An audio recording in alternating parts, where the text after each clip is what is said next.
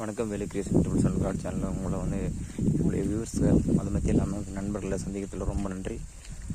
அது மத்திய இல்லாமல் என்னுடைய அனுபவங்கள் இதில் உங்களுக்கு நல்லா நான் ஷேர் பண்ணுறேன். ஏன்னா லைவில் போட்டிருக்கேன். சரியாக எனக்கு ஒரு சேடு தான். என்ன ரீசன்னா சரியாக கிளியராக வரல. இப்போ இதில் பாருங்கள், தெளிவாக மூங்கில்கள் தெரியுதுங்களா? இந்த மூங்கில்கள் மூங்கில் மருத்துவம்னே ஒரு தனியாக ஒரு சப்ஜெக்டே இருக்குது. அந்த சப்ஜெக்டே இதை எடுத்து யூஸ் பண்ணுவாங்க. ஒரு மூலிகைக்கு இன்னொரு மூலிகை சப்ஜெக்டாக போடுவாங்க. அதை போட்டு எந்த ஒரு மூலிகையுமே தனியாக இருக்கும்போது அதனுடைய பவரை நீங்கள் அவ்வளோ உணர முடியாது. ஒரு மூலிகைகளோடைய இன்னொரு மூலிகைகளை ஒன்று சேர்ந்து கலக்கும் போது அதில் இருக்கிற அந்த ரியாக்ஷன், அதில் இருக்கிற அந்த ஒவ்வொரு கெமிக்கல் ரியாக்ஷன் இன்னொரு மூலிகையோட கெமிக்கல் ரியாக்ஷனோட ஆட் ஆகும்போது என்ன நடக்கும்னா அற்புதமான ஆற்றல் உருவாகும். அதே நான் ஏற்கனவே சொல்லியிருக்கேன், ஒரு வீடியோவில் பார்த்துருப்பீங்க. இப்போ போட்டிருக்க ரீசனாக போட்டிருக்க வீடியோவில் நான் படித்த ஒரு பழங்கால ஒரு புத்தகத்தில் போட்டிருக்கு. அந்த புத்தகத்தில் என்ன சொல்லியிருக்குன்னா, இது கட்டுக்கோ அதாவது மூலிகை. என்ன மூலிகைன்னா சரியானங்கன்னு சொல்லுவாங்க. சர்க்கரைக்கும் இதை பயன்படுத்தியிருக்காங்க முன்னோர்கள். நம்முடைய சித்த பெருமக்கள் சர்க்கரைக்கும் இதை பயன்படுத்தியிருக்காங்க. இந்த மூலிகையில் நிறைய அனுபவங்கள் இருக்கிறவங்க மத்தியதான் இதை நம்ம எடுக்க முடியும். சும்மா எல்லாம் இதே மாதிரி மூலிகை காடுக்கு காடு வேறுபடும். ஒரு காடுகளில் பார்த்திங்கன்னா ரொம்ப காரத்தன்மை உள்ள காடுகளில் பார்த்திங்கன்னா மூலிகை ரொம்ப ஸ்ட்ராங்காக வளரும். அதனுடைய உருவ தோற்றம் வேறு மாதிரி இருக்கும். இது கட்டுக்கொடின்னு சொல்லுவாங்க. கட்டுக்கொடி, சிறியனங்கன்னு சொல்லுவாங்க. சிறியானங்க, பெரியானங்க, நிலவேம்பு, அந்த மாதிரி நிறைய விஷயங்கள் ஒரே மாதிரி வார்த்தைகளை சொல்லக்கூடிய அந்த மூலிகைகளும் நிறையா இருக்கும். சரிங்களா? அதனால் இந்த மூலிகை என்னத்துக்கு தேவைப்படுது அப்படின்றத ஒரு ஷார்ட்டாக சொல்லிடுறேன். தினமும் இந்த மூலிகை தியானம் இருந்து சித்தர்கள் சொல்கிறான். சித்தர்கள் முன்னோர்கள் என்ன பண்ணியிருக்காங்க அந்த மூலிகையில் முதல்ல அதை சொல்லிடுறேன். இதுக்கு ஒரு வரலாறு இருக்குது. இதுக்கு பின்னாடி ஒரு ஹிஸ்ட்ரி இருக்குது. என்னென்னா, அவங்க என்ன பண்ணியிருக்காங்கன்னா, தியானம் பண்ணிவிட்டு இந்த மூலிகைக்கிட்ட தினமும் ஒரே இடத்துல அமர்ந்து தியானம் பண்ணி இந்த மூலிகைக்கு தீபாராதனை, ஊதுவத்தி, தூப தீபம் போட்டு இந்த மூலிகையில் தினமும் ஒவ்வொரு இலையாக சாப்பிடுவாங்க. ஒரு நாளைக்கு ஒரு இலை, 48 நாளைக்கு 48 இலை, ஒரு மண்டலம் வரையும். இந்த மாதிரி 3 மண்டலம் 90 நாள்கள் 90 இலை சாப்பிட்டா 7 பலம் கிடைக்கும் உடம்புக்கு. அப்போது இதனுடைய பவர் என்னன்னு பாருங்கள். சுகர் உடம்புல இருக்கிறவங்க, சக்கரை நோய் இருக்கிறவங்க இந்த இலையை சாப்பிட்டாங்கன்னு வச்சுக்கோங்களேன். காலையில் 2 இலை, மாலையில் 2 இலை, அப்படி இல்லைன்னா இந்த இலையை நல்லா பவுடர் பண்ணி வச்சுக்கிட்டு நம்ம பால்லையோ இல்லை சுடுதண்ணிலையோ இல்லை சாதாரண நீர்லையோ கலக்கி நம்ம சாப்பிடும்போது சுகர் சக்கரை நோய் ஈஸியாக குறையத்தை பார்த்தலாம். முதல்ல நீங்கள் மருத்துவமனையில் போய் செக் பண்ணிக்கோங்க. அதனுடைய ரிப்போர்ட் எடுத்துக்கோங்க. இது ஒரு 45 நாள் சாப்பிட்டதுக்கப்புறம் ரிப்போர்ட்டை போய் செக் பண்ணுங்கள். சர்க்கரை நோய் எவ்வளோ குறைஞ்சிருக்குன்னு நீங்கள் கண் கூட பார்க்கலாம். இன்றைக்கும் இந்த மூலிகையை தெரிஞ்சவங்க இந்த மூலிகை இலைகளை விட மாட்டாங்க. பறிச்சுட்டு போயிட்டு சும்மா ஒரு 2 இலை சாப்பிட்டா கூட உடலில் பேலன்ஸாக நிற்கும். சர்க்கரை அதிகமானாலும் தொந்தரவு தான், கம்மியானாலும் தொந்தரவு. இதுதான் அந்த சர்க்கரை இலை சரியானங்கன்னு சொல்லுவாங்க. இந்த மாதிரி இலைகளை சும்மா லைட்டாக பறிச்சாவே அதில் பார்த்தீங்கன்னா பால் வரும். பால்னா ட்ராப் பை ட்ராப்பாக அதில் தெரிய ஆரம்பிக்கும். ஒரு டாட்டாக தெரியும். உங்களுக்கு கிட்ட ஜூமிங்கில் எடுத்து போனால் தெரியும் நினைக்கிறேன். அதை எடுத்து பாருங்கள். இதோட ஜூமிங்கில் என்னால் காட்ட முடியாது. ஓகே, பார்த்துக்கோங்க. இது சர்க்கரை இலை பயன்படுத்துவாங்க. சர்க்கரை நோய்க்காக மத்தியெல்லாம் உடல் ரொம்ப பலப்படுறதுக்காக இதை பயன்படுத்தியிருக்காங்க. ஜவ்வாது மலை காடுகள் தான் இது ஜவ்வாது மலை காடுகள்லாம் சும்மா என்ட்ரன்ஸில் இப்படி மறைவாக தான் இருக்குது. ஆனால் மேலே போக போக பயங்கரமான அமானுஷ்யமான மூலிகைகளும் ஆச்சரியமான மூலிகைகளும் இடத்துக்கு இடை மலைக்கு மலை ஒவ்வொன்றும் வேறுபடுது. காடுகளில் ஆடு மேய்ப்பவர்கள் மூலமாக தான் ஒவ்வொரு மூலிகையும் நான் உங்களுக்கு கற்றுக்கின விஷயங்கள் என்னோட போயிடக்கூடாது. நாம் இருக்கும்போதே நம்முடைய வாய்ஸும் சரி, நம்மளுடைய கற்றுக்கின விஷயங்களும் சரி, எல்லாம் நன்மைக்காக பயன்படுற விஷயங்களை தவறாக பயன்படுத்தக்கூடிய விஷயங்களை தவிர்த்துட்டு நல்லதுக்காக பயன்படுற விஷயங்களை பற்றி நான் போட்டு விட்டுருக்கேங்க யூடியூப்பில். பாருங்கள், இது இங்கே இருக்குது பாருங்கள். இது ஏலகிரி மலை பாருங்கள். ரொம்ப லாங் டிஸ்டன்ஸில் இருக்கிறேன். எங்கேருந்து இதை எடுக்கிறேன்னா, நான் ஜவ்வாது மலை இருந்து மேலேருந்து இந்த ஏலகிரி மலையை எடுத்துகிட்டு இருக்கேன். ஜவ்வாது மலை அடிவாரத்தில் இருந்துட்டு அந்த இடங்கள் எவ்வளோ அழகாக தெரியுது பாருங்கள். மலை, மேகங்கள், மேகமூட்டங்கள், ரொம்ப அழகான இடம், பிரமிப்பான இடம். பார்க்குறதுக்கு ரொம்ப சூப்பராக இருக்கும், சுவாரஸ்யமாக இருக்கும். மூங்கில்கள் அப்படின்னாவே மூங்கில் மருத்துவமனையும் ஒன்று தனியாக இருக்குது. மூங்கில்கள் அப்படின்னாவே பயங்கரமான ஒரு பாசிட்டிவ் வைப்ரேஷன். ஏன்னா மூங்கில்களில் உணராதவர்களும் நிறைய பேர் இருப்பாங்க. மூங்கில்கள் மூங்கில் குருத்துகள்னு வரும். அந்த குருத்துக்களை உணவாக பண்ணி சாப்பிடும்போது ரொம்ப அற்புதமான ஒரு மருத்துவ குணங்கள்லாம் நம்ம உடம்புக்கு எடுத்துக்கும், சத்துக்களை எடுத்துக்கும்.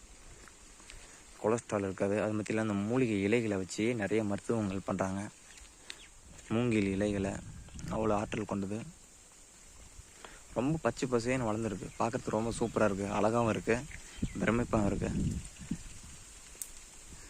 மலை மேகங்கள், அந்த மலை மேகங்களுடைய விசித்திரமான ஒரு உருவங்கள், இதெல்லாம் சூட்சமமாக இன்றைக்கும் சிலர் சொல்லிக் கொடுக்க மாட்டாங்க.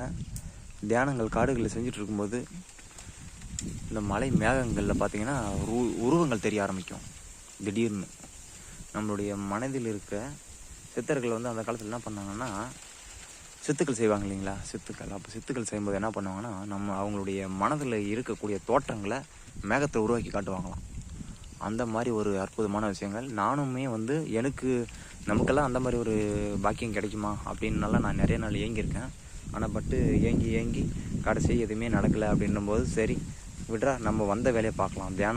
நம்ம தியானம் பண்ணுறது தான் நம்முடைய முக்கியமான ஒரு தியானம் பண்ணி நமக்கு அந்த பாசிட்டிவ் எனர்ஜி எடுக்கிறது தான் என்னுடைய முக்கியமான குறிக்கோள். அப்போது தியானம் மத்தியுமே நல்லா ஹாப்பியாக பண்ணிகிட்டு இருக்கும்போது எனக்கும் காட்சிகள் தோணுச்சு. காட்சிகள் நல்லா தெரிஞ்சிச்சு. அப்போ என்கிட்ட மொபைல் எடுக்கிறதுக்கு அப்போ பார்த்திங்கன்னா என்னென்ன மாதிரின்னா, எனக்கு சிவன் லிங்கம் மேக வடிவத்தில் எனக்கு தெரிஞ்சது. நிறைய வாட்டி தெரிஞ்சிருக்கு, இன்றைக்கும் தெரிஞ்சுட்டு தான் இருக்குது. ஆனால் தெரியும் போது அது ஃபோட்டோ எடுக்கும்போது, வீடியோ எடுக்குது, அந்த மாதிரி சுச்சுவேஷன் நம்ம கையில் போட்டுக்கலாம் மறைஞ்சிட்ருக்கும்.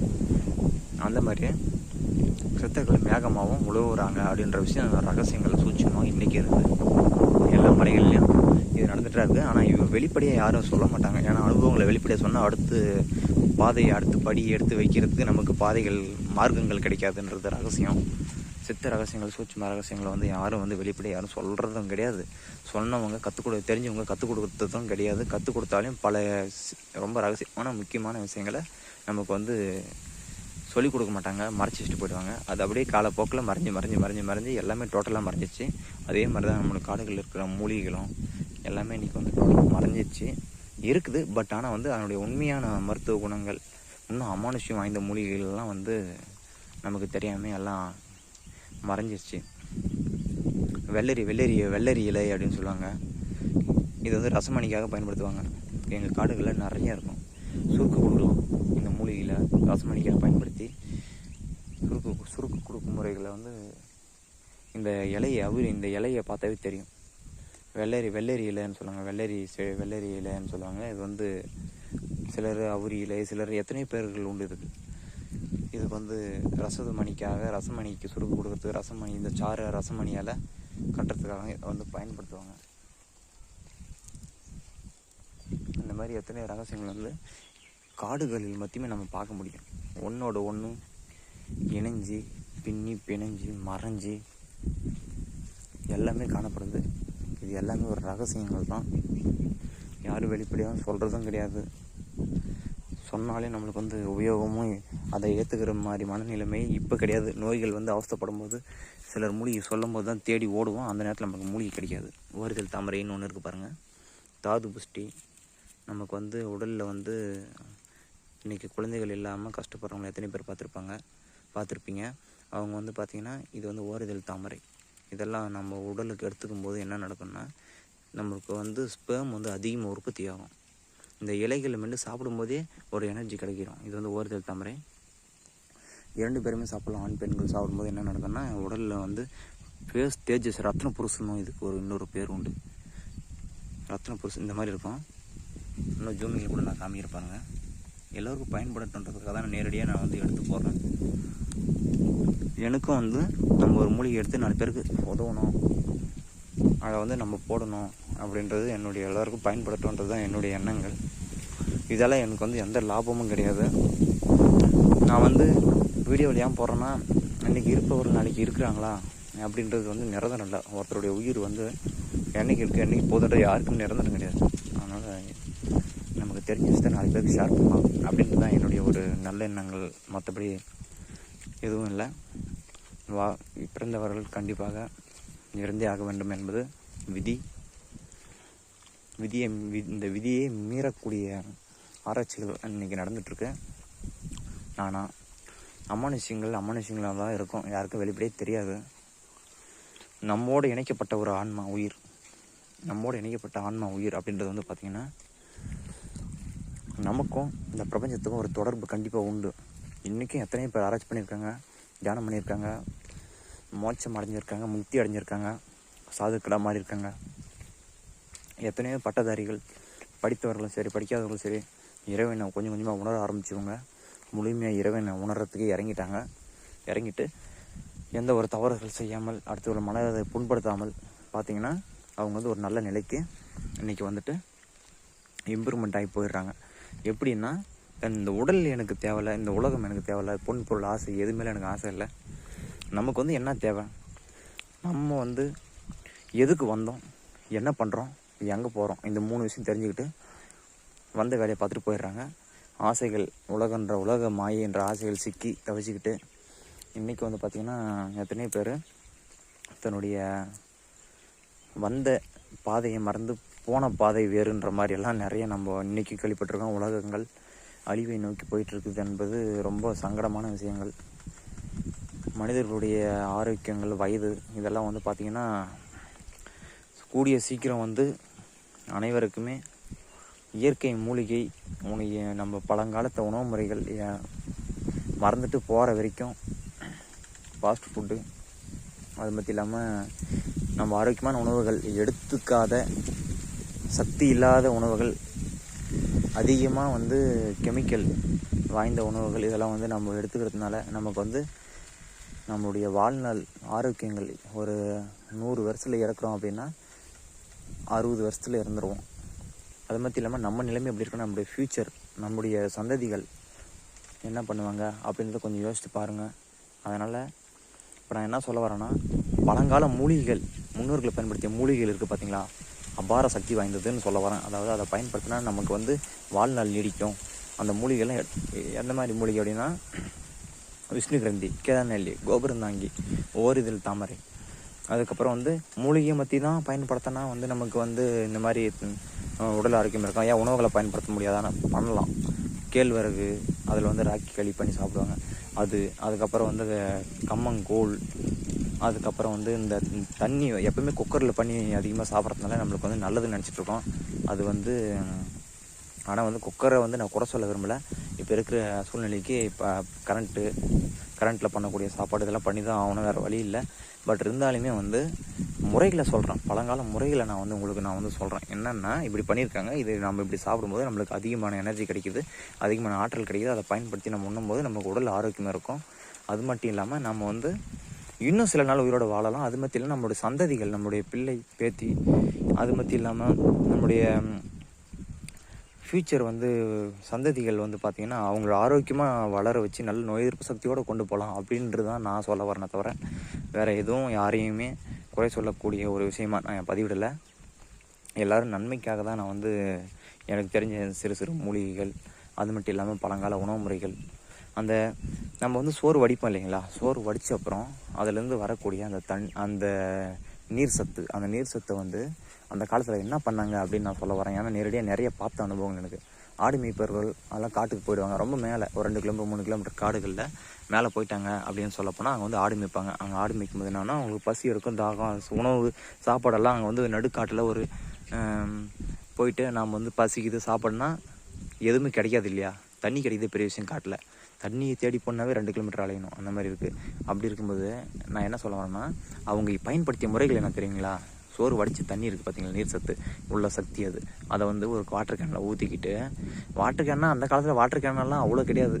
மூங்கில் இருக்குது பார்த்தீங்களா, மூங்கில் இந்த காமிக்கிற பாருங்கள், இந்த மூங்கில் இருக்குன்னு பார்த்தீங்களா, இந்த மூங்கில் தான் அடியில் இருக்க அந்த பெரிய அந்த பெரிய அந்த தடிமனான இடம். அதை வந்து அவங்க கிட்ட ஜூமிங்கில் கூட போய் காமிக்கிறேன். அந்த தடிமனான இடத்த கட் பண்ணால் அது உள்ள ஹோல்ஸ் இருக்கும். அந்த ஹோல்ஸுக்குள்ளே பெரிய பெரிய மூங்கில், அந்த பெரிய மூங்கில் பார்த்தீங்கன்னா அதை வந்து கேன் மாதிரி தயாரிப்பாங்க. கேன் மாதிரி தயாரித்து அதில் வந்து அந்த தண்ணியை ஊற்றி அது கூட சோறு நல்லா வெந்து இருக்கிற சோறு கொழு அந்த சோறை எடுத்து அதில் போட்டு கலக்கி உப்பு போட்டு கொஞ்சம் நல்லா சூப்பராக இருக்கும். செம்ம எனர்ஜி கிடைக்கும். உடனே அடுத்து 5 செகண்டில் எனர்ஜி அது கிடைக்கும். இங்கே இருக்கு பாருங்கள், நான் உங்களுக்கு கிட்ட போய் காமிக்கிறேன். அந்த மாதிரி மூங்கில்கள்லாம் வந்து எடுப்பாங்க. இங்கே இருக்குது பாருங்கள், இந்த மூங்கில்கள் வந்து கட் பண்ணி அதில் தண்ணி ஊற்றி அந்த கஞ்சி தண்ணி எடுத்துகிட்டு போய் மேலே வந்து குடிப்பாங்க. மேலே வந்து சாப்பிடும்போது குடிக்கும்போது என்ன நடக்கும்னா அவ்வளோ எனர்ஜி கிடைக்கும்.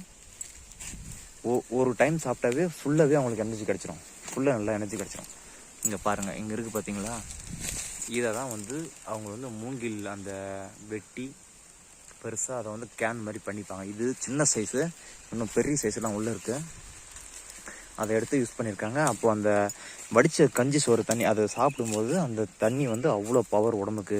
அப்போது நம்ம குக்கர் வழியாக அதை வந்து நம்ம வெளியே விட்டோம்னா அது நமக்கு அதிலே பாதி ஒரு 85% முழுமையான ஆற்றல் போயிடுச்சு, சக்தி. அப்புறம் எப்படி நம்ம உடலுக்கு வெறும் சக்கை தானே சாப்பிட்றோம். கரும்பு இருக்குன்னா கரும்பு நம்ம வந்து யூஸ் பண்ணுறோம். கரும்பை வந்து பற்களால் மெண்டு சாப்பிட்டாங்க, இப்போ ஜூஸாக சாப்பிட்றோம். பற்களால் மெண்டு சாப்பிடும்போது என்ன நடக்கும்னா பற்கள் இடையில் இருக்கிற அந்த கெட்ட வித கிருமிகள் அதெல்லாம் வெளியேறும், பற்கள் சுத்தமாகும், வெள்ளையாகும், பற்கள் ஸ்ட்ராங்கு கிடைக்கும்.